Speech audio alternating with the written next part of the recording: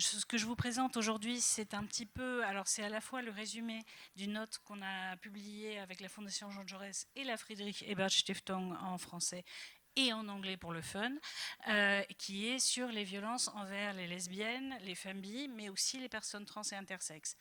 Là, sur la présentation, je me suis focalisée principalement sur lesbiennes et femmes bi, donc tout ce qui est discrimination au prétexte de l'orientation sexuelle envers des femmes, quelles qu'elles soient cisgenres ou transgenres. Mais pour le coup, je vais inclure aussi des remarques parce que bien évidemment, les personnes trans font l'objet de violences sexistes et qui sont aussi des violences envers les personnes LGBT, les LGBT-phobies. Donc je ferai quelques remarques en passant. Là, je me focalisais principalement sur les questions de visibilité lesbienne, mais on peut en parler si vous voulez également. D'ailleurs, j'espère qu'il y aura des questions et qu'on pourra avoir un temps d'échange parce que ce sont des questions très importantes et sur lesquelles, voilà, c'est pas plus mal d'avoir des références et d'avoir quelques sources de données. Donc l'Observatoire LGBT+, LGBTI+, désormais, de la Fondation Jean Jaurès, c'est un observatoire qui vise vraiment à faire dialoguer à la fois la recherche, le monde associatif et les décideurs publics pour faire avancer les questions de politique publique concernant les personnes LGBTI+. On travaille beaucoup sur le I, la raison pour laquelle on a ajouté le I, c'est qu'on travaille sur également les droits des personnes intersexes, qui sont un vrai gros enjeu très peu maîtrisé en France, et donc on travaille notamment avec le collectif intersexe et alliés, qui, avec l'OI France, donc, on a fait un rapport et on cherche à visibiliser ce I, mais effectivement, donc, autour de la journée de lutte contre les LGBTI-phobies, les LGBT-phobies, donc l'IDAOT. Donc, les LGBT-phobies en général, les LGBTI-phobies en général, c'est un terme qu'on emploie, qui est un terme un peu parapluie, qui est un terme qui prend à la fois l'homophobie entendue au sens de la gayphobie et la lesbophobie, mais aussi la biphobie et la transphobie, bien évidemment, ainsi que l'interphobie concernant les personnes intersexes. Donc LGBTI-phobie, je sais que les acronymes sont toujours des questions qui donnent mal à la tête à tout le monde, donc c'est pas grave, on peut en parler calmement, tout va bien se passer. Mais donc l'ensemble des LGBTI-phobies, quand on parle de ça, on parle en fait des phénomènes assez différents, parce que ce sont des mobiles discriminatoires différents. L'orientation sexuelle, l'identité de genre, les caractéristiques sexuées sont des éléments très différents en fait qui composent l'identité d'une personne, et donc sont des mobiles discriminatoires différents, des critères protégés, et ces discriminations s'expriment légèrement différemment au final, pour des raisons assez évidentes. Donc en général, on en parle tout ensemble le 17 mai, mais concrètement, on parle de violences qui sont assez différentes. En fait, on parle d'une vérité qui est très importante et où pour le coup, il y a une réalité, qui est que la plupart des personnes LGBT, 55% LGBTI, ont vécu dans leur vie une expérience d'agression qui peut être verbale ou physique, ou une expérience de discrimination pour ce qu'elles sont, pour reprendre le terme de l'étude sur laquelle c'est basé, donc 55% sur les agressions et 35% sur les discriminations. Donc c'est vraiment une expérience qui est assez importante, assez fréquente, pour que tout le monde ait à l'idée que ça peut nous arriver. C'est-à-dire même les 45% qui ne l'ont pas vécu savent que on n'est jamais à l'abri que quelqu'un dans la rue puisse se retourner et dire une connerie. Et tout ce genre de choses. Et c'est un peu comme sur les violences faites aux femmes, ça fait un effet systémique de ces violences. Il y a toujours un horizon d'attente où ces violences peuvent arriver. Et ça contribue à changer ce qu'on se permet dans la rue, dans quelle rue on sort, avec qui on sort, est-ce qu'on va donner des gestes d'affection ou pas aux personnes, est-ce qu'on va se cacher, est-ce qu'on ne va pas se cacher. Et donc ça, ces stratégies d'évitement, c'est quelque chose qui est commun à toutes les personnes LGBTI. Donc ça, c'est une réalité qui est très importante, qui est dans tous les contextes, et ça c'est important à noter, c'est qu'il n'y a pas d'espace de répit. Souvent, on a ces images, enfin, par rapport à d'autres formes de types de violence, la famille n'est pas nécessairement un lieu où il n'y aura pas de LGBTI-phobie. On n'est pas nécessairement protégé parce que, enfin voilà, quand on va voir ses parents, on peut avoir une expression très violente de LGBTI-phobie, qu'ils sachent ou qu'ils ne sachent pas ce qu'on est. Et donc ça, c'est quelque chose où, pour le coup, il n'y a pas réellement d'espace où on peut réellement être tranquille, même chez soi, même dans le voisinage. On a vraiment des phénomènes très importants et qui sont très inquiétants.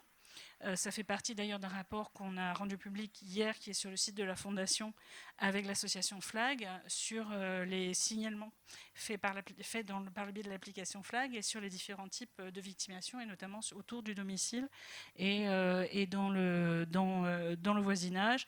Les transports en commun, le lieu de travail, tout ça sont des domaines vraiment aussi où on retrouve beaucoup de violences. L'école, bien évidemment, aussi. Mais pour autant, une fois qu'on a dit ça, c'est pas vrai que toutes les personnes LGBTI et que toutes les populations à l'intérieur du terme parapluie LGBTI vivent les mêmes violences au même moment et de la même manière.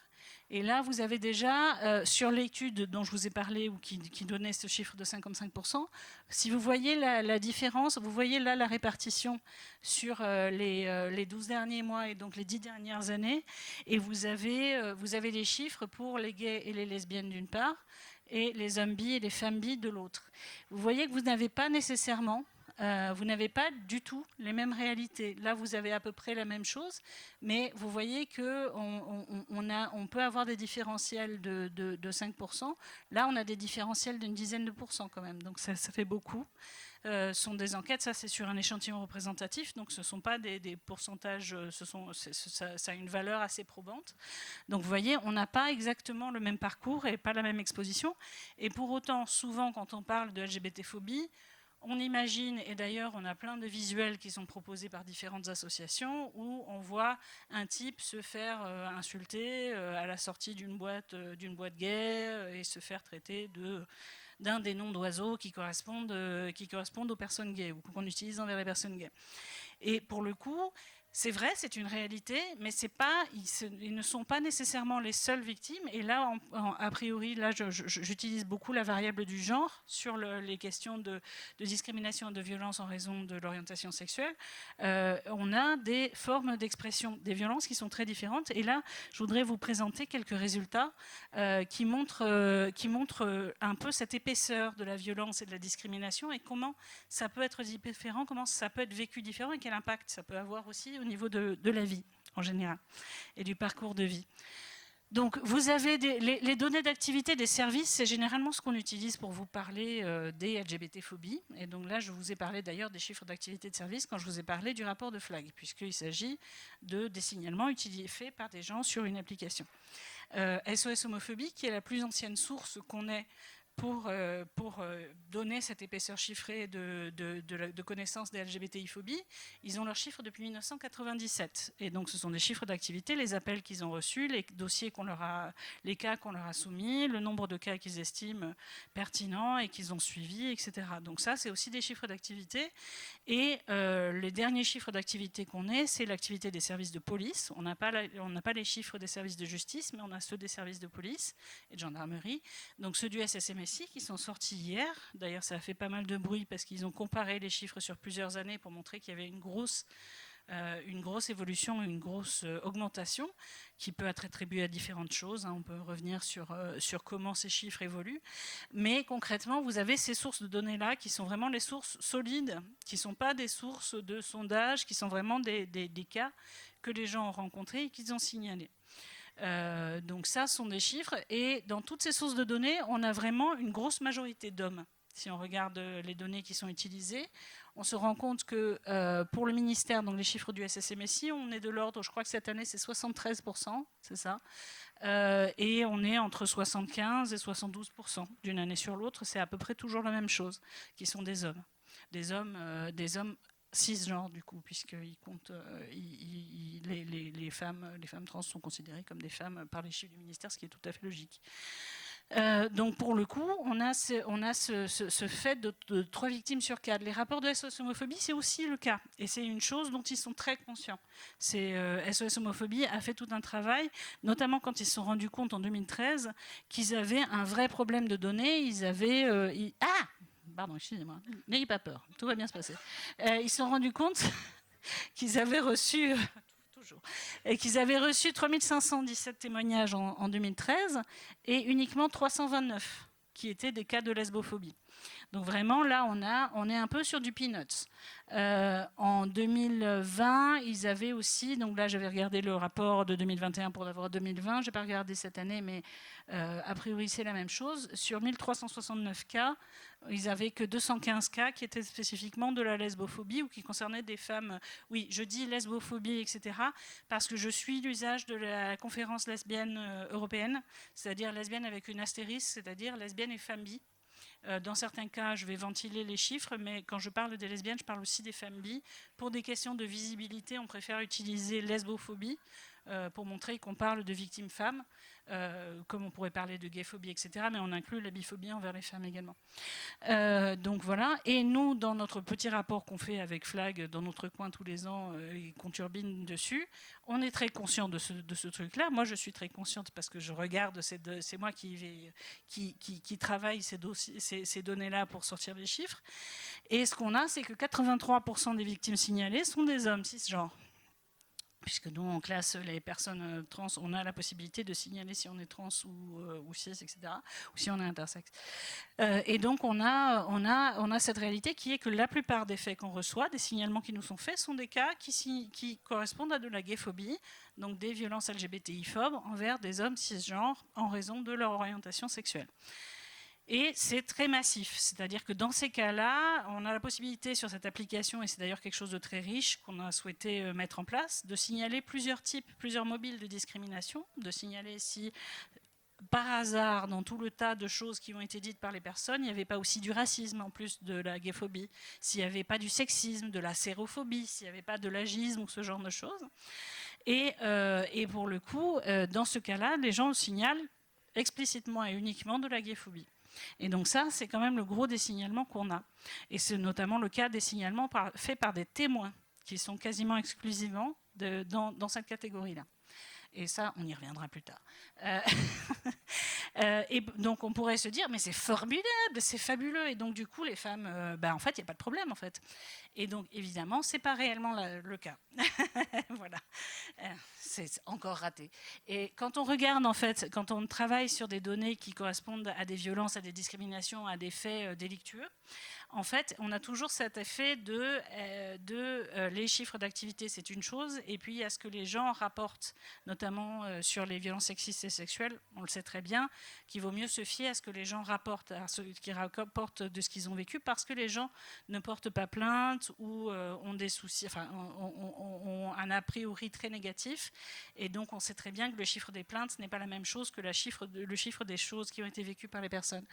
Et donc les enquêtes en victimation et les enquêtes démographiques, ça c'est une enquête démographique de l'INED, qui est donc l'étude Virage, qui a été fait, qui est le renouvellement de l'étude en VEF avec des questions nouvelles et un module sur les personnes LGBT. Et donc où il y a des interrogations sur tout le parcours de vie. Et sur le parcours de vie, ce dont on se rend compte, c'est qu'il y a une surexposition de toutes les personnes LGBT, enfin des personnes LGB en particulier, mais aussi des personnes trans, mais ça j'y reviendrai tout à l'heure, sur les violences, mais dès l'enfance. C'est-à-dire que dès l'enfance, on retrouve une surexposition aux violences qui peuvent être liées à un refus de la part des parents ou des frères et sœurs et à des violences internes, internes à la famille, quoi. Et donc ce qu'on voit, ça, vous avez les chiffres sur les hétérosexuels, les bisexuels, les homosexuels, ce qui est important à noter, parce que souvent les gens écrasent la biphobie en disant mais non, mais de toute façon les bi on les compte avec les hétéros, on les compte avec les homos. En fait, c'est pas vrai, c'est pas du tout les mêmes parcours de violence, et ça n'est pas un facteur de protection d'être bi plutôt que gay ou lesbienne. C'est pas toujours un parcours de protection, et c'est pas toujours un facteur de protection, et c'est un facteur parfois de moindre visibilité, mais en tout cas il y a des violences qui sont très spécifiques aussi à ces populations-là.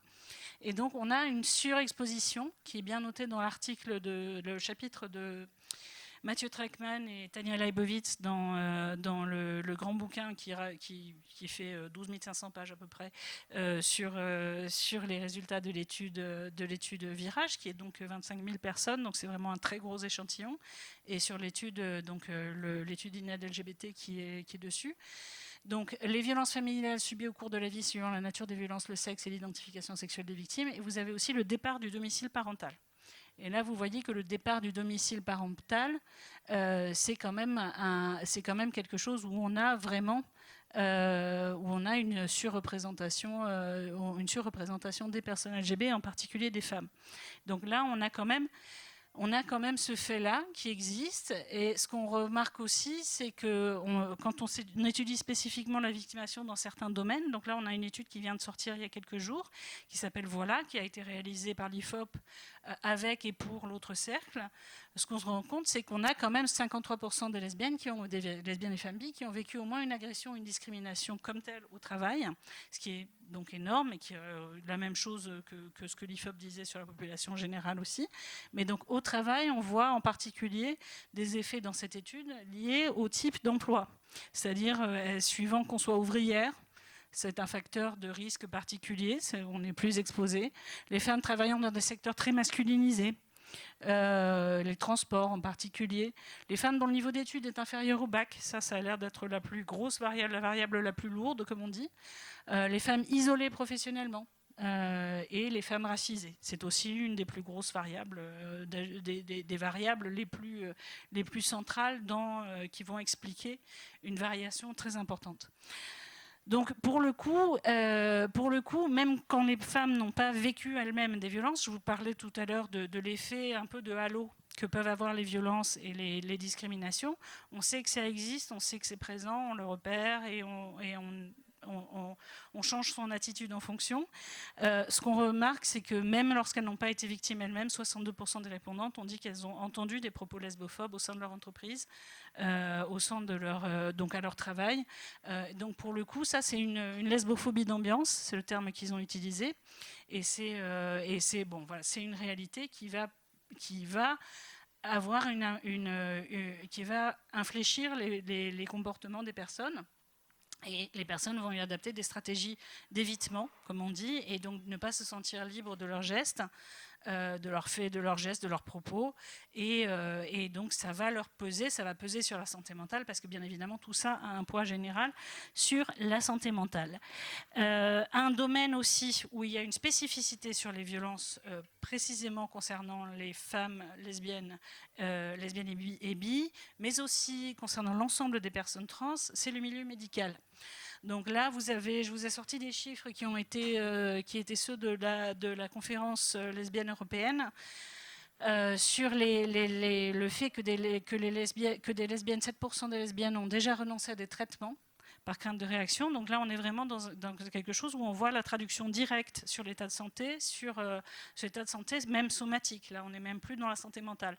Donc on voit des évitements, contraintes à des examens médicaux ou psychologiques non nécessaires. Donc ça peut être excessivement violent pour les personnes. Et 12% ont vu leur spécificité ignorée dans le cadre du soin. Et ça, c'est un grand classique. C'est typiquement le gynéco qui va dire « Mais pourquoi vous venez me voir? Vous n'avez pas besoin de faire de frottis, puisque vous n'avez pas besoin de prendre la contraception. Je ne vais pas faire... » Voilà. Ce qui est donc complètement faux, par ailleurs. Et il y a des risques d'IST, indépendamment de toute chose. Les relations entre les femmes comportent aussi des risques d'IST, par exemple, et les questions de frottis ne sont pas corrélées au fait d'avoir une contraception ou pas. Donc pour le coup, ça c'est quelque chose d'assez courant et d'assez remarquable et qui est très spécifique, qu'on ne retrouve pas du tout dans les mêmes proportions chez les gays. Les personnes trans en ont évidemment et en souffrent également beaucoup. Il y a pas mal de formations qui existent désormais pour les professionnels du soin. Mais sur la lesbophobie, c'est aussi particulièrement le cas.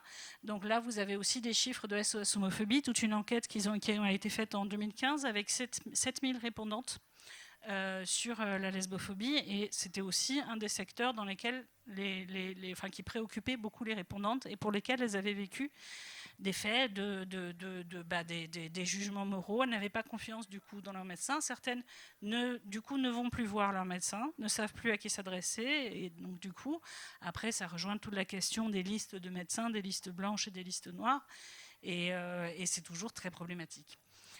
Donc pour le coup, ça c'est un peu un tableau. Vous avez un tableau du type violence. Donc une chose qu'on peut aussi préciser, c'est que ce que je vous disais tout à l'heure, l'image du type qui se fait agresser à la sortie d'un bar, etc., par des inconnus, ça c'est un profil très masculin en fait. C'est la gayphobie, c'est ça. C'est dans le rapport qu'on a fait avec Flag, c'est les agressions dans l'espace public par des inconnus, ultra majoritairement à 93% des inconnus. Mais seul ou en groupe, ou des agressions, ou des injures en ligne, ou du harcèlement en ligne, etc. Beaucoup de types de violences différentes finalement, mais par des inconnus. Alors que pour les femmes, ce sera plus des personnes connues. Ça peut être des amis, des collègues, des voisins. Les voisins en particulier sont une source de danger. Et donc, pour le coup, ça ne se présentera pas de la même manière. Pour les personnes trans, c'est un peu dans tous les domaines, et c'est aussi ce qu'on retrouve dans l'enquête Virage. C'est assez omniprésent, et c'est beaucoup des institutions. Alors que les institutions sont moins gayphobes et lesbophobes, ne sont pas des lieux particulièrement dangereux. Il y a des faits, bien sûr, mais ce ne sont pas des endroits où on va repérer beaucoup de violences particulièrement en dehors du milieu médical pour les femmes lesbiennes et bi. Pour les personnes trans, malheureusement, les institutions, les autorités, les lieux, n'importe quel lieu public, quelle institution, quel commerce, etc., sont des lieux où ils peuvent vivre des violences, des mégenrages et tout ce genre de choses. Donc ça, c'est un petit peu un package général, et l'effet général, c'est un effet d'invisibilité aussi, parce que ça fait partie des violences spécifiques envers les lesbiennes dont je voudrais vous parler, et donc ça, c'est un peu l'objet de ma deuxième partie. Parce que c'est, en fait, l'image, les représentations qu'on a concernant les LGBT-phobies sont très informées, sont très indexées sur voire gayphobie, voire agression à la sortie du bar par quelqu'un d'inconnu. Et concrètement, on ne répond pas à ce type de violence-là de la même manière qu'on va répondre à des violences intrafamiliales ou à des violences de voisinage ou des violences de la part de personnes qu'on connaît dans le milieu, dans le cadre des amis, etc. Donc pour le coup, il faut qu'on change complètement notre façon de regarder les violences et dont on aborde finalement les violences et les discriminations, pour essayer de prendre en compte l'expérience de tout le monde. Parce que si on change juste de mots et qu'on dit « Ah, mais nous, on est vachement ouverts, on est passé de lutte contre l'homophobie à lutte contre les LGBT-phobies, mais qu'on fait exactement la même chose », on n'est pas réellement dans l'adaptation des politiques, et on n'est pas réellement dans l'adaptation aux phénomènes différents que les personnes peuvent vivre. Et on a cette question de l'invisibilité qui est assez particulière, et je vais vous expliquer un petit peu pourquoi. C'est particulier, assez spécifique aux lesbiennes et femmes bi. Alors d'abord, pour revenir sur les chiffres d'activité dont je vous parlais tout à l'heure, donc les chiffres d'activité des plaintes des services de police et de gendarmerie, les chiffres de SOS homophobie et les chiffres de l'application Flag, qui est super bien. Il faut télécharger l'application Flag, il faut l'utiliser, il faut signaler les choses, même quand on n'est que témoin. Voilà, ça c'est dit. Mais, mais on a cette espèce de surreprésentation des victimes hommes et en fait, la plupart des victimes qu'on accueille en commissariat sont des hommes concrètement. Donc comment ça se fait que dans la victimation, on a des femmes qui signalent beaucoup de violences, dans certains cas plus de violences que les hommes dans certains cadres, mais pas moins en tout cas, et que par contre, quand on ouvre des services, quand on accueille des gens qui veulent porter plainte, on n'a que des hommes qui viennent vers les services. Ça, c'est une interrogation qui, à mon avis, devrait structurer l'approche qu'on a sur les questions d'invisibilité. Donc les hypothèses qui ont été avancées, c'est des histoires de normalisation sociale plus grande, c'est-à-dire que donc ça c'est Fassin notamment qui en parle, c'est-à-dire que l'homosexualité masculine est acceptée socialement, mais socialement on ne perçoit pas encore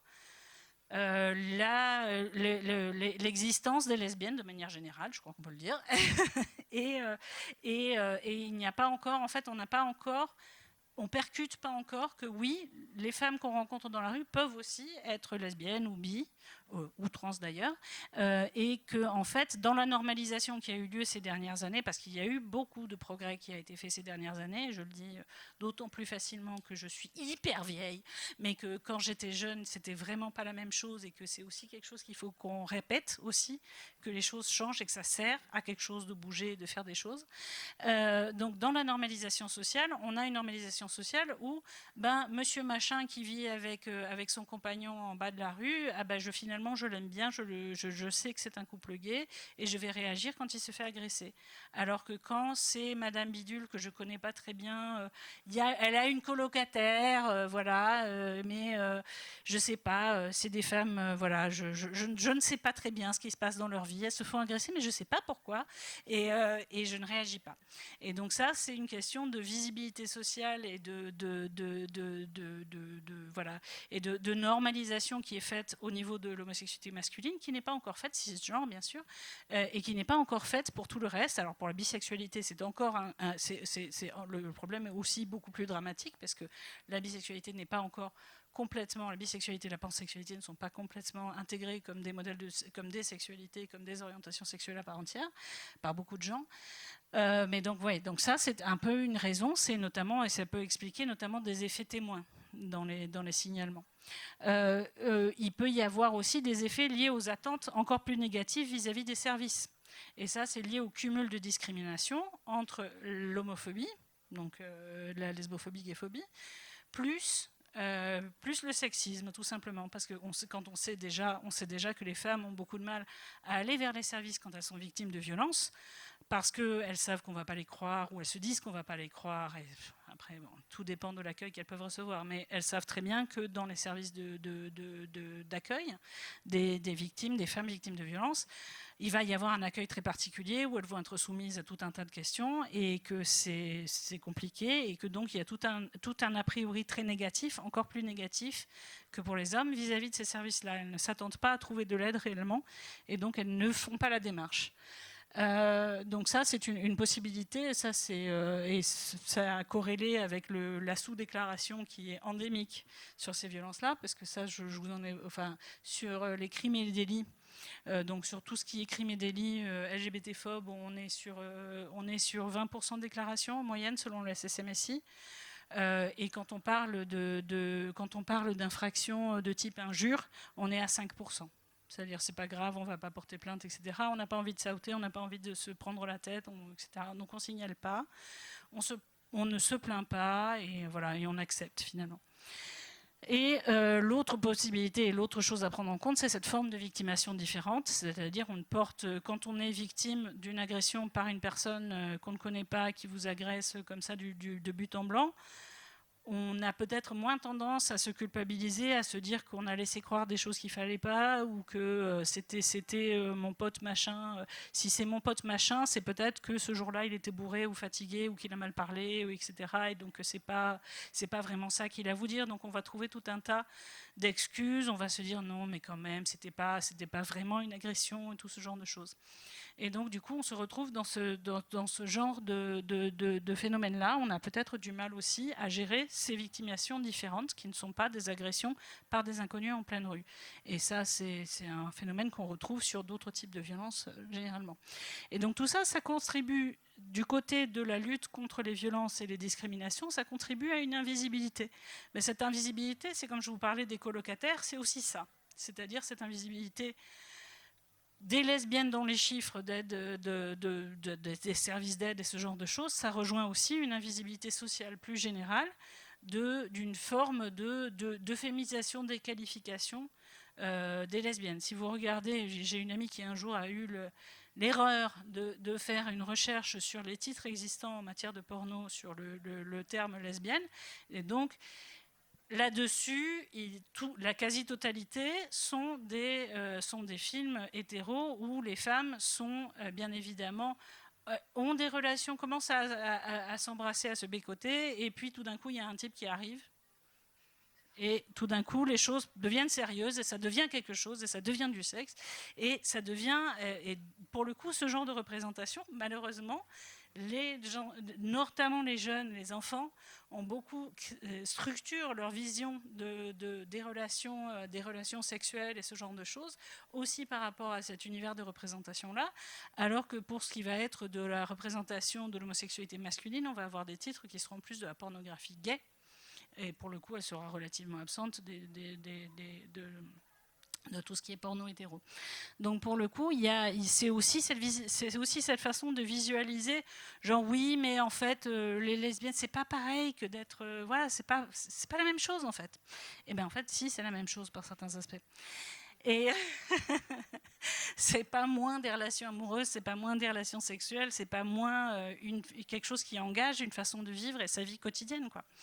Et donc voilà. Et donc du coup, ça pose des questions plus générales. Et donc je vous parlais des histoires de pornographie pour aussi introduire cette notion qui a été mise en avant par Natacha Chetcuti-Ozorowicz dans le rapport de l'étude lesbophobie dont je vous parlais de 2015 de SOS Homophobie, qui est que en fait le fait d'être lesbienne est disqualifié systématiquement dans l'imaginaire social, et que deux femmes qui sont ensemble et qui sont dans la rue, c'est pas que ce sont des femmes qui sont ensemble et qui s'aiment, ce sont des femmes qui échappent à l'ordre, en fait, à l'ordre qu'on leur intime d'être disponible pour un homme. D'ailleurs, testez pour vous si vous répondez que vous êtes lesbienne quand quelqu'un vous drague de manière lourde, un homme vous drague de manière lourde. Ça ne marche pas, il n'arrête pas. Si vous lui dites que vous avez un compagnon, ça s'arrête. Donc là, il faut être disponible pour un homme et uniquement là. Et le fait d'être disponible pour un homme, ça peut être reconnu, mais le fait d'être avec une femme, ça n'est pas considéré comme une vraie relation ou comme quelque chose de réel ou de légitime. Et donc du coup, il y a les questions d'une indifférence, un refus, une rebuffade face à une proposition masculine est vécue comme licite, donc la proposition masculine étant vécue comme licite, peut apparaître comme la rupture d'un contrat hétérosexuel, et du coup il va y avoir un rappel à l'ordre. Et ce rappel à l'ordre, ça va très souvent être du harcèlement. Et le harcèlement, c'est quelque chose qu'on retrouve, et du harcèlement sexiste et sexuel en particulier. Et c'est là qu'on a aussi un phénomène qui est très compliqué, c'est-à-dire que la lesbophobie est aussi une violence envers les femmes, souvent oubliée d'ailleurs quand on parle autour du 25 novembre d'ailleurs, mais c'est une violence envers les femmes en tant que lesbiennes, mais aussi parce que femmes, et qui va s'exprimer envers leur statut de femme en particulier. Donc on va avoir du harcèlement sexuel qui est du harcèlement sexuel et sexiste tout à fait chimiquement pur, absolument sans aucun problème, mais auxquelles les lesbiennes vont se retrouver surexposées parce qu'elles sont perçues comme tentant d'échapper à ça ou comme échappant à ça, et comme on peut tout à fait y aller parce que de toute façon c'est même pas, enfin voilà, c'est pas une identité licite ou c'est pas une orientation sexuelle licite pour les personnes qui font ce genre d'actes. Et donc du coup on retrouve ça notamment dans l'enquête de l'Agence européenne des droits fondamentaux, on retrouve ça partout en Europe. Donc 29% des lesbiennes rapportent avoir été victimes de harcèlement en raison de leur sexe, et ça c'est en plus du harcèlement qu'elles signalent en tant que lesbiennes, et contre seulement 2% des gays. Donc on a vraiment quelque chose qui est différent, et on a vraiment on a un millefeuille en fait. C'est également supérieur à ce que peut vivre. C'est pas tellement supérieur, mais c'est un peu supérieur à ce que vivent les femmes lambda, les femmes hétéros en particulier. Donc pour le coup, mais bon, l'enquête c'est un peu compliqué parce que c'est que sur les publics LGBT, même s'il y a des chiffres existants qui sont un peu de cet ordre-là. Donc du coup, cette surexposition au sexisme, ça fait une petite couche du millefeuille en plus, et on a cet élément-là qui va expliquer aussi pas mal du vécu des lesbiennes et des femmes bi en la matière. Et donc voilà, et c'est cette disqualification, c'est vraiment cette question de l'invisibilisation, c'est aussi la question de la disqualification. C'est un peu la même chose. C'est genre, les lesbiennes n'existent pas, elles n'ont pas existé, je n'ai pas à m'attendre à ce qu'une femme soit lesbienne ou bi. C'est juste, genre, ça n'existe pas, je n'ai pas à m'en préoccuper, je n'ai pas à considérer que c'est une identité. Et d'ailleurs, il n'y en a pas. D'ailleurs, j'en ai jamais vu. Et donc, du coup, la visibilité, c'est aussi des questions oui, hein, c'est impressionnant ce tableau. La visibilité, on dit souvent, ah oui, mais c'est les lesbiennes parce qu'elles osent pas parler, elles osent pas être visibles dans la rue. Et en fait, c'est complètement faux. Si on regarde les études qui sont faites, et c'est une des questions que s'est posée SOS Homophobie en 2015, ils ont fait un score de visibilité, hein, visibilité par la parole, visibilité par les fringues, parce qu'on peut avoir des t-shirts avec des slogans lesbiens ou tout ce genre de choses, par le fait d'être hyper butch, pas maquillé, avec des treillis et tout ce genre de choses. Tout un tas de codes qui peuvent être associés au côté lesbienne. Bon, évidemment, les codes, c'est toujours des stéréotypes aussi, mais ça fait partie d'une forme d'expression où les personnes peuvent se sentir... Enfin, ça fait partie de la gamme d'expression de soi qu'on peut avoir. Et donc, du coup, les répondantes étaient interrogées aussi par rapport à leur score, au score qu'elles se donnaient elles-mêmes en termes de visibilité. Et sur l'expérience, en fait, on s'est rendu compte qu'il y avait plus que celles qui avaient plus de visibilité, c'était aussi celles qui avaient vécu le plus de faits de lesbophobie, et on sait que c'est statistiquement corrélé, parce que des gens ont fait un qui d'eux, qui est le truc magique, je trouve, c'est toujours super, il y a un qui d'eux, genre, ouais, il y a un qui d'eux. Et donc, on sait que c'est statistiquement corrélé, mais on ne sait pas dans quel sens. On ne sait pas si elles sont plus visibles parce qu'elles ont vécu ces violences et qu'elles en ont ras-le-bol et qu'elles veulent exprimer elles veulent dire, bah oui, vous n'avez pas réussi à ce que je change ou ce que je disparaisse, ou est-ce que c'est parce qu'elles sont visibles qu'elles ont fait l'objet de violences? C'est très difficile à dire. L'enquête faite par l'IFOP, dont je vous parlais tout à l'heure sur les 55%, tendrait à dire que plus on est visible, plus on fréquente des lieux LGBT, plus on a des chances de faire l'objet de violences, et à dire que ça marche dans ce sens-là. Donc on aurait une surexposition liée à la visibilité individuelle. Ce qui est d'autant plus problématique que ça veut dire, si vous voulez vous protéger, ne soyez pas visible, alors que socialement, pour protéger l'ensemble des LGBT et ce qui fait beaucoup avancer la compréhension, la fin des stéréotypes et la normalisation finalement que les gens nous perçoivent comme des êtres humains par opposition à des créatures imaginaires et fantasmatiques, c'est d'être visible aussi. Donc ça crée un paradoxe en fait. On doit individuellement, on a une injonction à ne pas être visible, mais en termes collectifs, on a besoin d'être visible. Donc c'est des choix assez impossibles. Et pour le coup, sur cette étude-là, qui fait un graphique assez merveilleux avec ses petits yeux, je trouve ça formidable. Vraiment big up à l'équipe de SOS Homophobie là-dessus. Mais pour le coup, eux, ils ont pu démontrer ça. Donc il y a cette question de visibilité. Et de manière générale, une question... quand on regarde les questions dans la FRA, il y avait cette question sur la visibilité dans tous les domaines. Alors là, je vous ai donné les scores sur la vie générale. Il y a au travail, à l'école, au niveau de sa famille, avec ses supérieurs, avec ses collègues, avec ses subordonnés, etc. Donc vous avez vraiment 12 milliards de chiffres que vous pouvez utiliser de manière très intéressante. Vous avez un explorateur de données qui est peut-être plus intéressant que l'étude elle-même de l'AFRA, et qui est dans tous les pays de l'Union européenne. Et donc on a quand même 40% des lesbiennes et 28% des femmes bi qui se disent assez visibles, comme telles au quotidien, donc comme lesbiennes ou femmes bi, et 33% très visibles, et 33% des lesbiennes très visibles et 13% des femmes bi très visibles. Donc on a quand même, c'est quand même pas rien, c'est quand même une visibilité.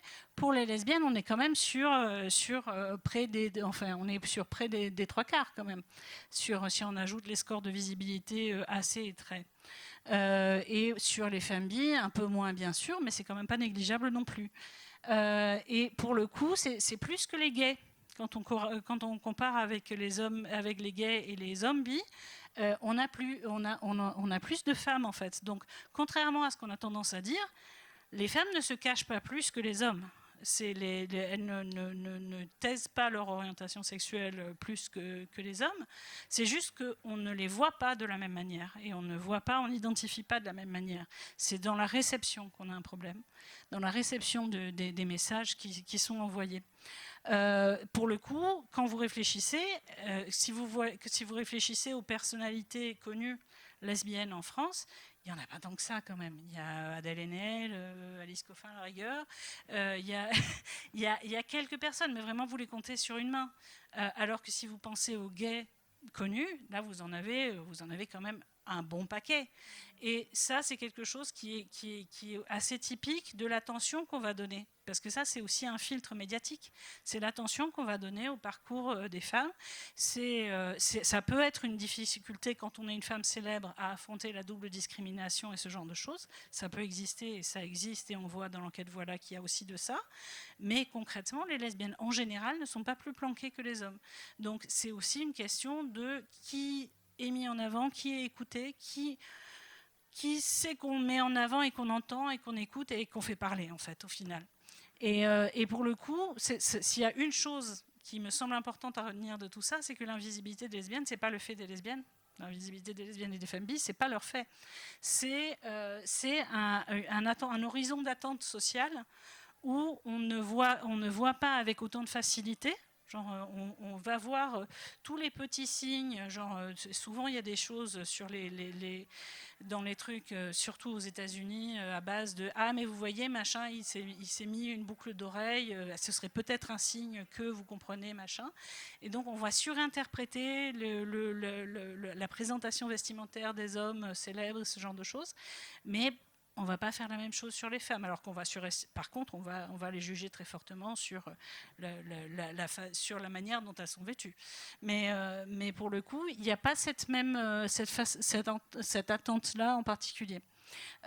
Et pour le coup, l'enquête Voilà, que je vous citais donc tout à l'heure au travail, elle montre que les femmes, en fait, en majorité, les femmes interrogées pourraient avoir envie d'en parler.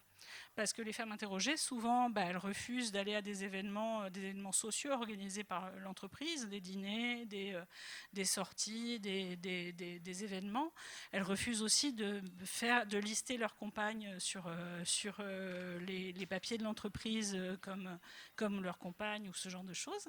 Donc ça arrive et c'est un phénomène et c'est une stratégie d'évitement, bien sûr. Mais globalement, dans l'ensemble, les femmes ne sont pas plus planquées que les hommes. Donc, si on veut vraiment faire bouger les choses et si on veut augmenter la visibilité des lesbiennes et des femmes bi, c'est à la société globalement, et nous, comme consommateurs de médias, comme consommateurs sociaux et comme producteurs de messages, quand on fait une campagne de publicité, quand on parle... y avait quelque chose, j'ai un comique qui disait quelque chose que j'avais trouvé assez intéressant, qui disait que dans toutes ces années de regarder des séries télé, etc., il avait vu beaucoup plus d'explosions et de Kalachnikov utilisés en plein centre urbain que de baisers entre deux hommes ou entre deux femmes, et entre deux femmes a fortiori. Et pour le coup, ça pose question, parce que dans la vraie vie, c'est pas rare. C'est pas rare que des femmes s'embrassent, que des hommes s'embrassent non plus. Et pour le coup, on a dans les productions qu'on a et dans la vision qu'on présente de la société, dans les contenus qu'on donne, c'est quand même assez étonnant de voir qu'on n'est pas du tout dans les chiffres. L'IFOP estime que les personnes LGBT représentent 9,5-10% de la population au total. Donc eux, ils font des études sur la base d'études populationnelles en France et dans les pays occidentaux. On est dans ces ordres d'idées-là. Est-ce qu'on a cette visibilité-là? Est-ce qu'on a 10% des contenus de représentation? Est-ce que dans les pubs, quand on parle de famille ou ce genre de choses, est-ce qu'on voit 10%? Enfin, est-ce que dans les familles, on voit beaucoup de familles homoparentales? Non, pas tellement. Et pour le coup... Voilà, mais pour le coup, il y a quelque chose qui relève aussi de la responsabilité collective globale, de dire, quand on parle de participation et quand on parle d'évaluation de dispositifs de participation, je ne sais pas si ça parle de 3 personnes ici, mais souvent on parle de créer un espace d'audience, d'écoute, c'est-à-dire que les gens ne prennent la parole que si on est prêt à les écouter.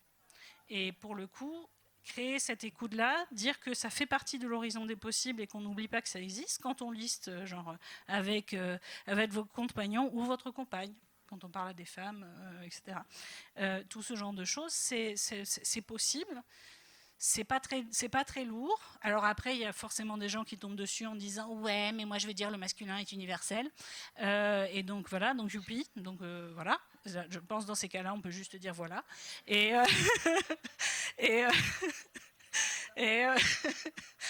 donc voilà, mais Mais concrètement, ça fait partie de l'horizon d'attente et il ne faut pas avoir peur non plus de donner des signes qu'on est bienveillant et qu'on est disposé à entendre et que ça fait partie des choses dont on peut parler. Parce que pour le coup, les signaux qui sont envoyés sont pour l'instant des signaux faibles parce qu'on n'a pas l'attention sociale à ça et qu'on n'a pas une attention, voilà, qu'on n'a pas dans notre horizon d'attente cette possibilité-là. Et je pense que c'est important d'avoir cet horizon d'attente, que c'est important aussi de réfléchir aux différents types de situations et de victimations possibles, de se dire que quand on fait un dispositif sur les LGBT-phobies, ce ne sera pas nécessairement que le type qui se fait agresser à la sortie du bar, ce sera aussi au sein de la famille, ce sera aussi dans le voisinage, et ça peut être autre chose qu'un couple d'hommes ou un homme gay. Et ça peut aussi être une personne bi, puisqu'on parlait de l'invisibilité des personnes bi au sein des personnes LGBT, c'est aussi un gros enjeu. Et ça fait partie des choses, notamment sur l'asile, ça pose des vrais gros problèmes sur les questions de justificatifs d'asile. Il y a eu toute une étude qui a été faite il y a quelques années sur le fait que on disait à des personnes qui demandaient l'asile en tant que personnes LGBT, pourquoi vous demandez l'asile? Vous êtes bi, vous n'avez qu'à sortir avec une personne du sexe opposé. C'est bien simple. Voilà. Et donc on a ce genre de représentations qui sont complètement aberrantes, mais grosso modo on ne réfléchit pas à ce qu'on dit en fait quand on ne prend pas en compte la diversité des réalités. Et quand on ne réfléchit pas à ces réalités assez différentes, on a commencé à le faire sur les expériences de violence des femmes et des hommes, on a commencé à le faire s'agissant de l'espace public, s'agissant des marches exploratoires et tout ce genre de choses. On a su développer des choses en matière d'analyse du genre, d'analyse de comment l'espace public est occupé.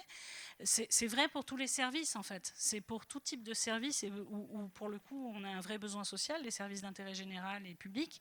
Il faut se demander aussi en quelle mesure ils sont adaptés. Et c'est pour ça que les questions des chiffres de services d'aide et de la dynamique de recours à l'aide, moi je sais pour avoir été, j'ai été dans une vie antérieure, j'ai été coprésidente du centre LGBT de Paris et d'Île-de-France. Pour le coup, je sais que les associations, c'est compliqué de maintenir, on ne va pas dire une parité parce que là on serait vraiment, de maintenir une mixité dans les associations LGBT parce qu'il y a, voilà. Alors que pour le coup, les femmes s'intéressent à la vie des associations et sur des gens qui viennent voter à l'AG, il y a quand même pas mal de femmes. Hein, donc globalement, dans le fait de s'investir comme bénévole, il y a une socialisation qui fait que, et tout ce genre de choses, et il y a tout un univers de représentation qui fait que. Et c'est toujours compliqué. Et quand on a des femmes, les femmes viennent en fait. Et quand on fait des choses en direction des femmes, la demande existe en fait. C'est juste que souvent l'offre n'existe pas et on ne pense pas à la faire parce qu'on n'a pas de femmes pour le faire, pour le porter. Où on se dit non, mais de toute façon, elle demanderait. Et sur les violences vécues par les lesbiennes, en particulier les lesbiennes et les femmes bi, il y a une vraie grosse demande. J'ai fait des événements là-dessus et il y avait toujours beaucoup de femmes qui venaient et qui ne savaient pas où parler des questions qu'elles avaient. Il y a des enjeux autour de dans quel espace, autour de la mixité, non-mixité, les choses peuvent être dites. Et ça, c'est des questions qui ne sont pas simples à gérer en France parce qu'on a une histoire particulière avec ces concepts-là. Mais c'est une vraie réalité aussi sur la prise de parole s'agissant des violences et de la place des groupes de parole. Mais pour le coup, il y a vraiment toute une réflexion à faire sur comment on fait pour adapter, en fait, pour répondre à cette demande qui existe, qui est là, à cette visibilité qui est prête à se faire et qui se fait d'une certaine manière, mais qui n'est pas entendue et qui n'a pas d'écho. Donc voilà. Donc ça dépend de chacun et de chacune d'entre nous. Et voilà, donc je vous ai fait un tour un peu global. On peut tout à fait aborder la question des personnes trans, que je n'avais pas prévu parce que je voulais me focaliser sur cette question de l'invisibilité lesbienne particulièrement. Mais les personnes trans, bien évidemment, les violences envers les personnes trans sont des violences qui sont par définition sexistes. Et donc on a aussi un phénomène de surexposition au sexisme en plus de LGBT-phobie. Après, il y a les questions d'identité de genre qui se posent légèrement différemment. Un cadre social qui a encore moins accepté socialement la transidentité, les transidentités que l'homosexualité. Et donc, on est sur des profils, des types de victimation qui sont finalement assez proches de ceux des femmes en général, notamment sur la question des médecins. et des personnes connues, mais qui sont un peu plus éclatées, notamment de la part des services, de la part des institutions, de la part de tout ce qui peut être une parole publique, où il y a beaucoup de transphobie qui est vécue par les personnes et qui est signalée par les personnes trans. Donc ça, il y a des études. Les études, c'est toujours compliqué parce qu'il n'y en a pas nécessairement des mille et des cents, parce que pendant très longtemps, on n'a pas considéré que c'était un sujet important. On commence à considérer que c'est un sujet important, on commence à avoir des chiffres et on commence à avoir des gens qui signalent. On va avoir des gens qui signalent de plus en plus et on devrait avoir des gens qui signalent de plus en plus. Si on n'a pas plus de signalements, c'est qu'on ne fait pas bien notre boulot. C'est parce que, comme pour les violences faites aux femmes, les violences conjugales en particulier, on a besoin que les gens puissent signaler. Et dans un premier temps, ça veut dire que fatalement, les gens vont signaler des violences qui auparavant n'étaient pas identifiées comme telles ou passées sous le radar, et que du coup, on voit une augmentation chiffrée. S'agissant des violences faites aux femmes, c'est un mouvement qui est plus vieux, donc les évolutions année après année sont moins impactées par ça éventuellement, mais sur les questions de LGBT-phobie, la législation est très récente. Le facteur aggravant lié le facteur discriminatoire aggravant, c'est quelque chose qui date de 2014-2015, donc c'est vraiment quelque chose de relativement récent. Dans les incriminations, c'est pas toujours rempli, il y a beaucoup d'honorables fonctionnaires de police qui ne sont pas formés à remplir ça et qui ne savent pas l'identifier et qui ne vont pas le signaler dans une plainte. Et ça fait partie des gros enjeux qu'on a et sur lesquels Flag peut vous parler des heures. Donc voilà, moi je ne suis pas Flag, mais je sais que c'est un gros enjeu. Reconnaître pour soi-même qu'on est victime de quelque chose, c'est aussi très compliqué, et je pense que c'est aussi un des enjeux de victimation, parce que quand c'est un ami qui a des propos très très très déplacés, ou qui a une drague insistante, ou qui a des gestes déplacés, on se dit ah putain, mais je lui ai fait croire des trucs, ou il s'est fait un film, tout ça, mais on se dit pas j'ai été agressé. On se dit moins facilement j'ai été agressé que quand c'est un inconnu. Et je pense que ça fait aussi partie des choses sur lesquelles il y a des sensibilisations à faire, il y a tout un travail à faire pour tous et toutes autour de ça. Voilà. Merci d'avoir écouté et j'espère que vous avez des questions. Comme ça, je pourrai vous donner d'autres questions, mais pas de réponse sans doute.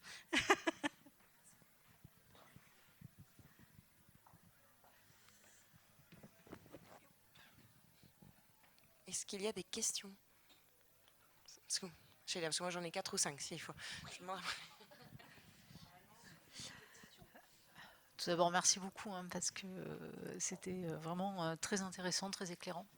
Par rapport à l'enquête Voilà qui a été présentée cette semaine par l'autre cercle, on voyait quand même que pour ce qui était de la visibilité lesbienne, plus on est jeune, moins on souffre de cette invisibilité, et que plus on est âgé et peut-être racisé, plus on va souffrir de cette invisibilité. Donc ça, c'était une première chose qui a attiré mon attention. Et je me disais que par rapport aux figures un peu tutélaires qu'on cherche à repérer pour faciliter un peu l'expression des autres, je trouve qu'une fille comme Angèle, qui exprime son homosexualité de façon extrêmement ouverte, qui en parle dans tous les médias, peut être aussi quelque chose de très positif pour les jeunes générations.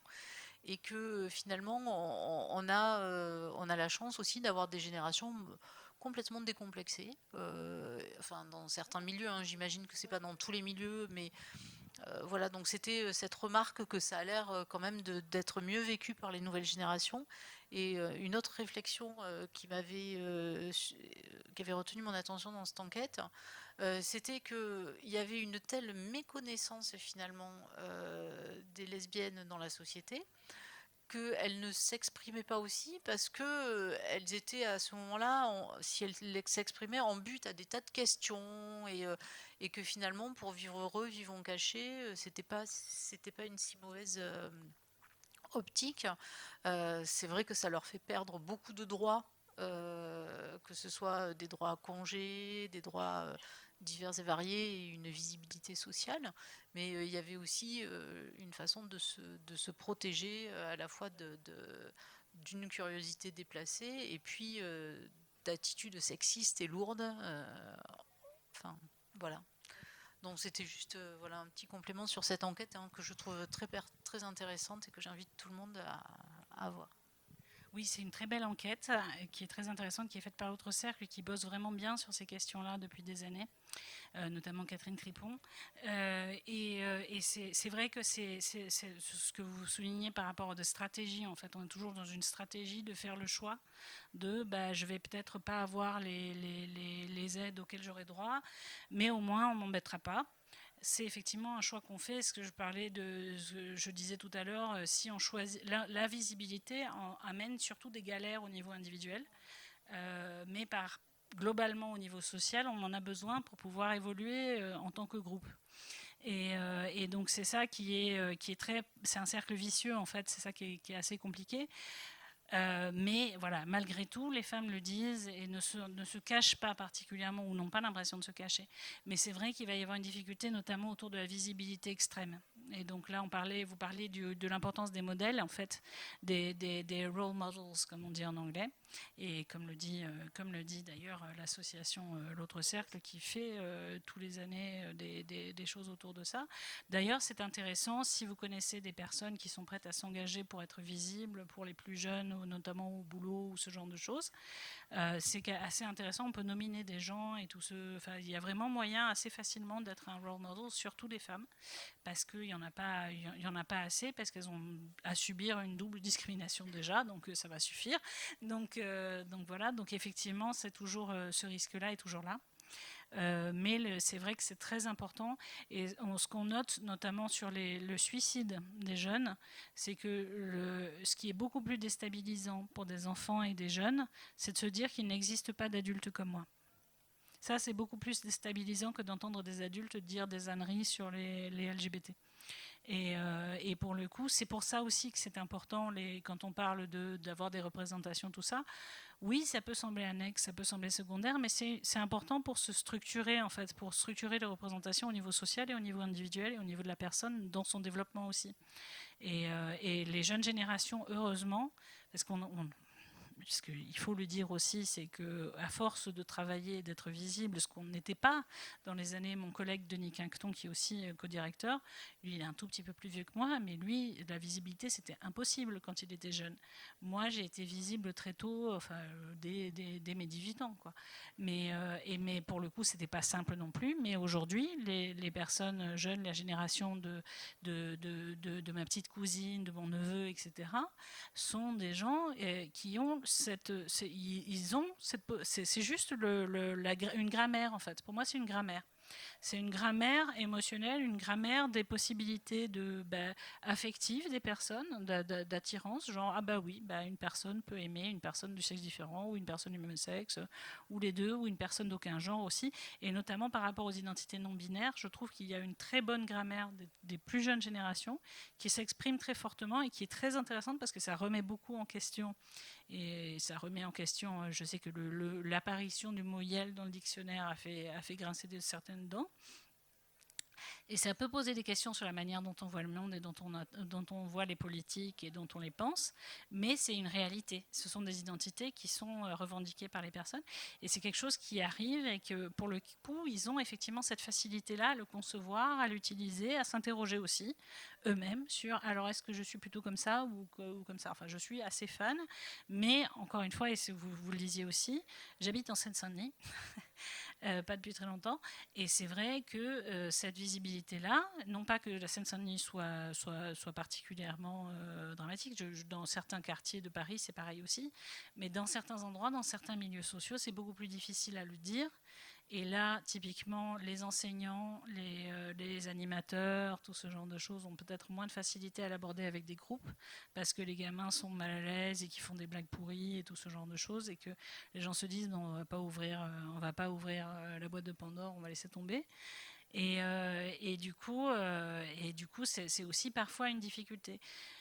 Et autant il y a des choses qui se font plus facilement autour du genre et qui ne se faisaient pas très facilement autour du genre il y a quelques années, autant aujourd'hui c'est par rapport aux questions d'orientation sexuelle, d'identité de genre et de caractéristiques sexuées.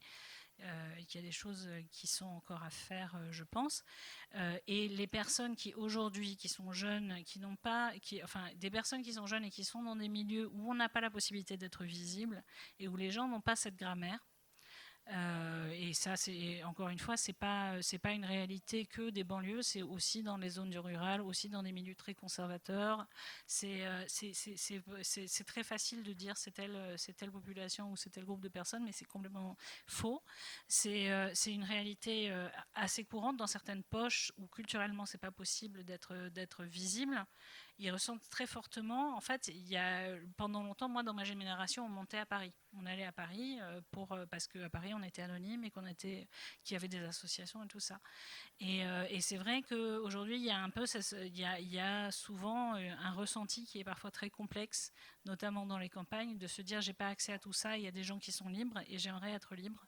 Mais je peux pas et je sais que je n'ai pas les moyens de bouger, j'ai pas les moyens d'aller j'ai pas les moyens d'aller à Paris et tout ce genre de choses.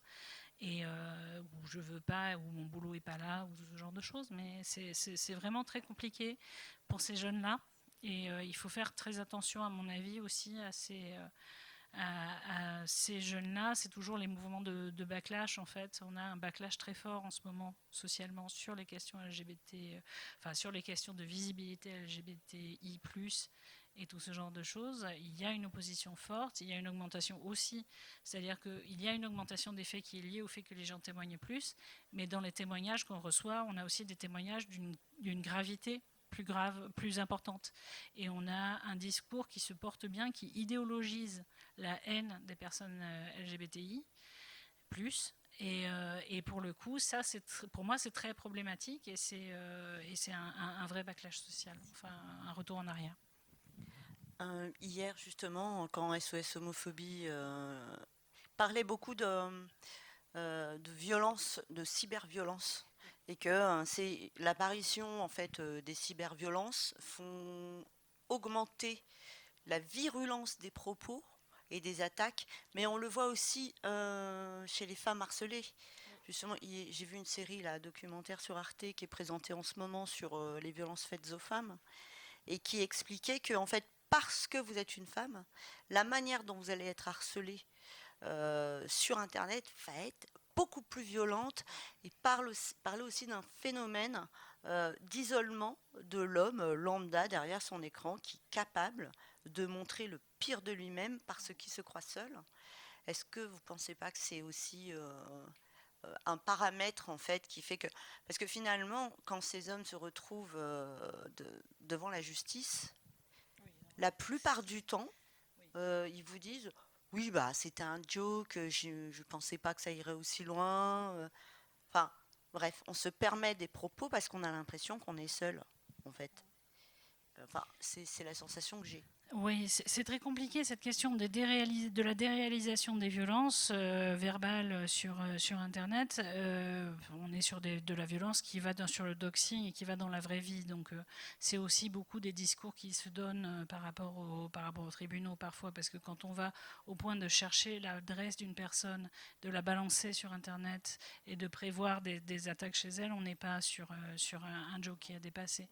Mais il y a une violence très forte sur Internet qui est liée qui est liée à nos usages. On a toujours un temps d'adaptation aux nouvelles techniques et historiquement, on est encore dans une phase où c'est nouveau quelque part de pouvoir s'exprimer partout librement comme ça sur des réseaux sociaux de plus en plus où on peut transmettre de plus en plus d'informations, des supports de plus en plus développés.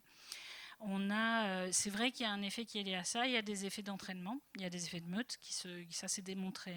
Il y a des études en grand nombre je suis très fan de la santé publique américaine parce qu'il y a vraiment des études épidémiologiques sur ce genre de phénomène. Donc oui, il y a des effets d'entraînement. Il y a aussi un effet d'habituation. Vous en parlez au niveau de la réponse. On va répondre, on reçoit de la violence, donc on répond avec violence. C'est vrai.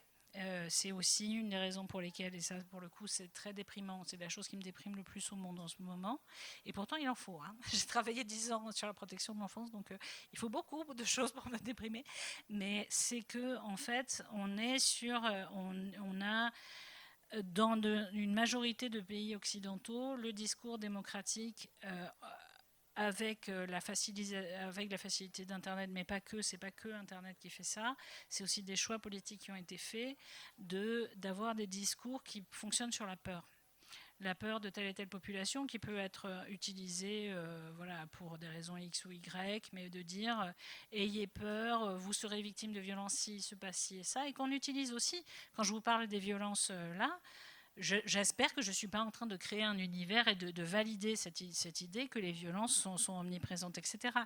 Elles sont omniprésentes, c'est un fait. La difficulté, c'est qu'il faut qu'on aborde ces questions-là sans enclencher le cerveau reptilien, sans enclencher les mécanismes de fuite, sans enclencher les mécanismes de réaction violente, qui est les instincts qu'on a fondamentalement quand on parle de ces choses-là. Et la difficulté, c'est qu'on a un discours politique qui est une façon de faire le social aussi, et de voir le social et de vivre ensemble, qui accepte beaucoup de violence aujourd'hui, plus que par le passé, en sachant que ça a été très violent aussi par le passé. Hein. L'histoire est un perpétuel recommencement par certains aspects, mais que du coup, il y a du coup un phénomène de contagion, de discours violents et d'entraînement en fait. Qui est assez vrai, y compris quand on répond à des violences. La difficulté de répondre par des violences aux violences, ou de dire il y a machin qui va vous casser la gueule si vous êtes homophobe, ou ce genre de choses, ça ne marche pas. Ce genre de discours, la peur, le côté vous allez voir, la peur va changer de camp, etc., c'est un discours qui est bien. La honte doit changer de camp, ça certainement. J'espère qu'elle change de camp. Mais la peur, la difficulté, c'est c'est surtout qu'on doit la surmonter, la peur. Parce que si on a un discours où on terrorise les gens, où on leur dit maintenant, dès que vous direz la moindre chose sur Internet de complètement homophobe, on va vous retrouver, on va vous traquer, on va vous foutre en tôle. On n'aide pas, en fait, ça n'aide pas à prendre conscience de sa responsabilité, etc. Ça suscite des réactions encore plus profondes et encore plus épidermiques.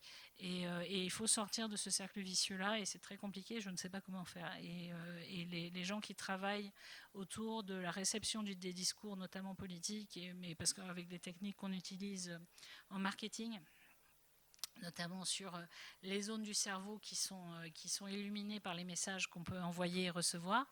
Il y a une équipe très intéressante qui travaille au Pays de Galles sur ces questions. Leurs constats sont assez déprimants, et malheureusement c'est baqué par beaucoup d'études de chiffres, en fait, de sondages, de réactions. Et c'est assez déprimant. Mais bref, c'est un peu un aparté. Donc oui, il peut y avoir une déréalisation. Il y a un phénomène de violence plus fort politique. Je pense qu'il y a des acteurs politiques aussi qui ont fait le choix d'idéologiser les questions de manière négative, c'est-à-dire de valoriser le conservatisme. Le conservatisme, la nouvelle droite, le club de l'horloge, tous ces gens-là qui étaient les espèces de vieilles toupies des années 80, machin, ils sont à la fête aujourd'hui. Ils ont des revues qui se vendent comme des petits pains. Leur site marche hyper bien, et tout ce qu'ils ont toujours dit sur on va revendiquer, enfin Zemmour, c'est aussi une expression d'un virilisme décomplexé, d'une misogynie à crever, d'une opposition mais hallucinante aux personnes LGBTI+, et avec pas l'ombre d'un sentiment de responsabilité, ou de peut-être je suis en train de parler d'être humain. Et ça, c'est pas que Internet, mais il y a un peu de ça, il y a un phénomène social un peu comme ça. Il y a aussi tous les paramètres Facebook, TikTok, Twitter qui permettent de faire toujours remonter plus avant tous les propos violents, et qui encouragent ce type de... Disons que ça banalise d'autant plus la chose que avant on pouvait voir ça sur un écran de télé. Quelque part on savait qu'on était devant une fiction. Internet, les réseaux sociaux, pour beaucoup de gens, c'est la réalité en fait. Mais dans un certain temps, je pense que les gens sauront dans un certain temps que les réseaux sociaux, c'est pas la réalité, comme on sait, parce qu'on sait que la télé, c'est pas la réalité. Quand la télé est sortie et quand il y a eu les premières images de cinéma, les gens se sont barrés des salles de cinéma quand ils ont vu un train arriver en disant « Ah, on va être écrasé, machin ». C'est-à-dire qu'on a toujours un temps d'adaptation. Et je pense que là-dessus, je suis peut-être plus optimiste sur notre capacité à prendre de la distance avec, avec les possibilités nouvelles de transmission de l'information et des opinions et à remettre en contexte. De fait, je pense que les plus jeunes, aujourd'hui, ceux qui ont grandi avec Internet, ils prennent avec plus de distance, ils se laissent moins avoir par certains délires complotistes sur Internet et ce genre de choses. Et ça, c'est plutôt une bonne nouvelle. Mais après, la question, c'est qu'aujourd'hui, ici et maintenant, on a ça. Ça, c'est sûr. Oui.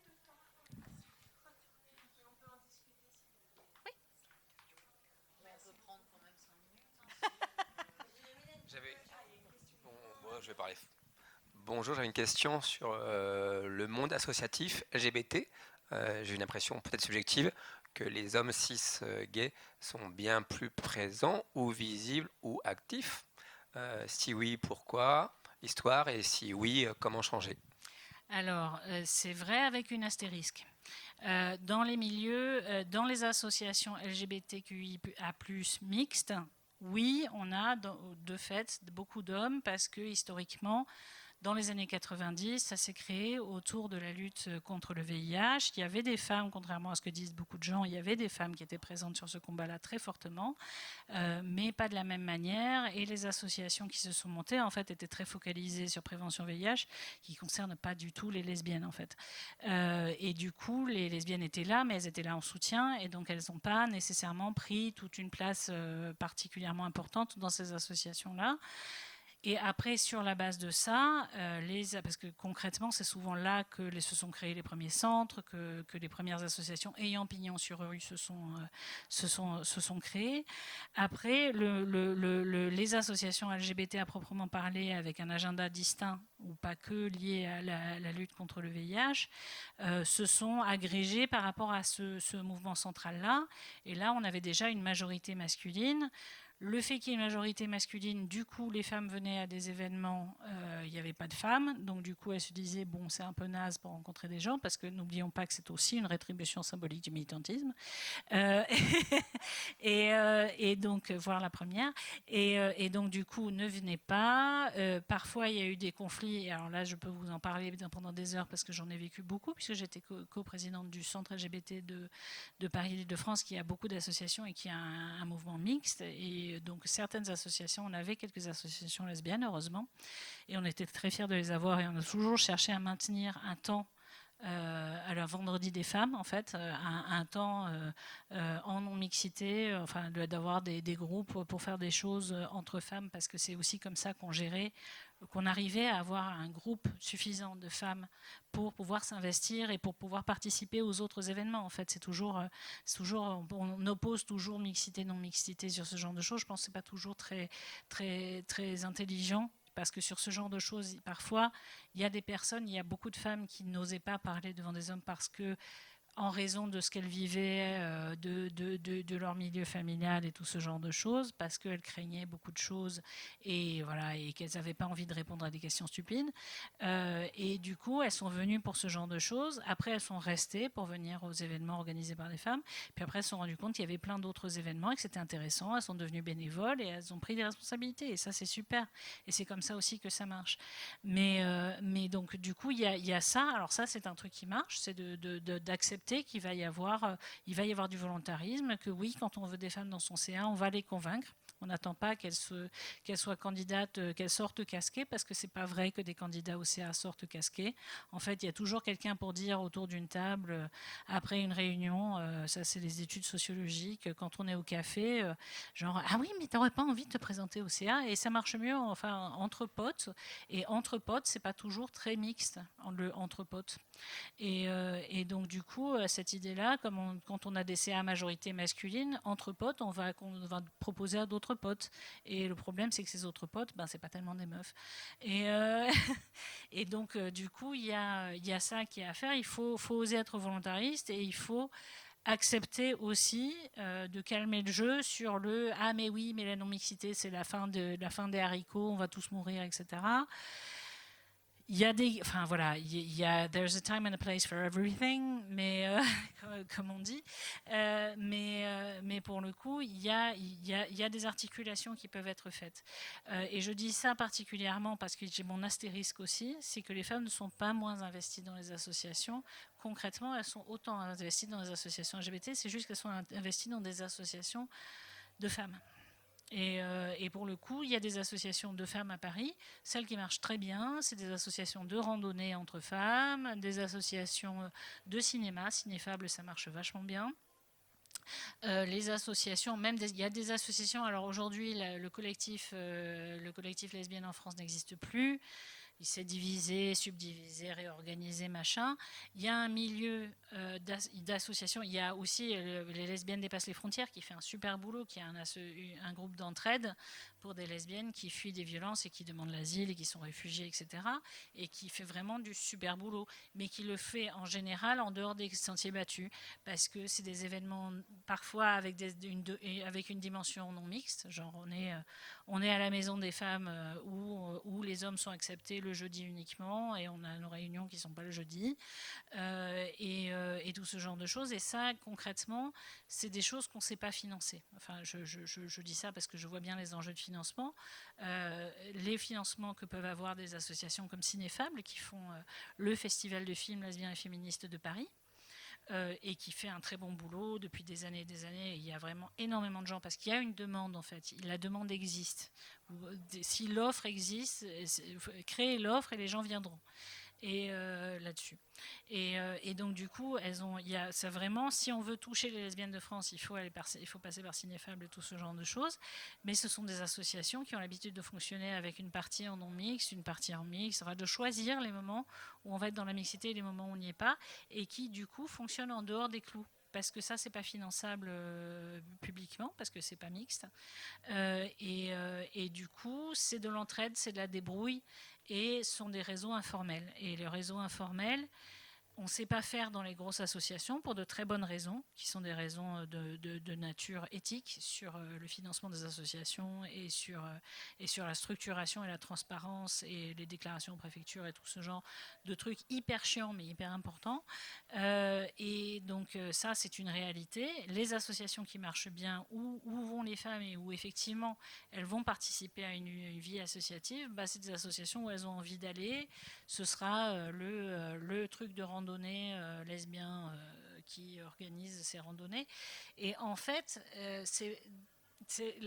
là où c'est très compliqué, c'est que la non-mixité masculine n'a pas besoin d'être organisée. Voilà. Alors que la non-mixité féminine, on a toujours besoin de mettre des barrières, parce qu'il y a toujours le truc où il y a toujours un couillon, pardon, excusez-moi, il y a toujours quelqu'un qui arrive et qui dit « Ah non, mais moi je veux avoir le droit parce que je ne comprends pas que je n'ai pas le droit de rentrer dans tel espace. » Et on essaye de lui expliquer que quand il organise une soirée Mister Laser, il ne va pas y avoir beaucoup de lesbiennes qui vont s'intéresser, beaucoup de femmes qui vont venir de manière générale parce que spontanément elles ne vont pas avoir envie de venir.